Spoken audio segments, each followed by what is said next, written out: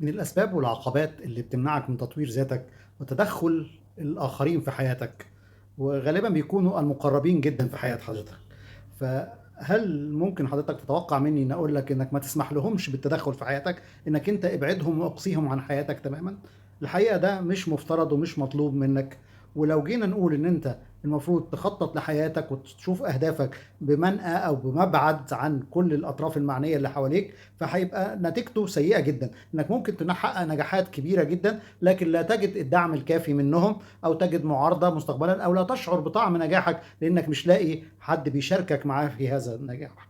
وممكن على العكس تماما، لو ان انت خليتهم يتدخلوا وانت بنفسك سمحت لتفكيراتهم ومتطلباتهم وتوقعاتهم منك انها تسيطر على تفكيرك، فده ممكن يؤدي الى انك انت ما تقدرش تحقق انجازات في حياتك او تحقق ما تحلم به نفسك.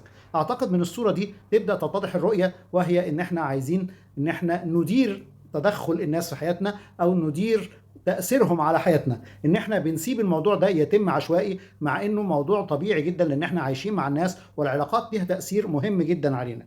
المفروض ان حضرتك تعمله لما بتبدأ تحط خططك لنفسك، خططك لاهدافك، في خطوة مسبقة مهمة جدا جدا، وهي خطوة إدارة الأطراف المعنية بحياتك. ايه إدارتها؟ بمعنى ايه؟ بمعنى انك انت تدخلها في التخطيط لحضرتك لحياتك، تبدأ تفكر مين هم الأطراف المعنية اللي يهموك فعلا، وانهم انت هتسمح لهم بتدخل، وتدخل في صورة ايه توقعاتهم اللي حضرتك هتبدأ تدخلها فيها، وتبدأ تعرف مين هم الأطراف المعنية، وتبدأ تتصور قائمة أو لستة من توقعات كل طرف من هذه الأطراف المعنية. وتبدأ حضرتك إن أنت تبدأ باختيارك مين اللي مش مفروض تدخله أساسا ضمن الأطراف المعنية، أو تدخله بترتيب أقل، وإيه توقعاتهم منك، وإيه المقبول من هذه التوقعات إن حضرتك تسمح لها إنها تتدخل في منظومة تحديدك لأهدافك. وتبدأ أنت اللي تبقى سيلكتيف، يعني أنت اللي تبدأ مختار مين هم، وبأي أولوية وبأي تسلسل وبأي ترتيب، وتوقعاتهم عايزين منك إيه. عايزين منك وقت كافي، عايزين منك هيرضوا بالصوره اللي انت عايزها ولا مش هيكونوا راضيين عنها، وحضرتك اللي هتبدا تقول التوقعات دي انا اقدر ارضيها،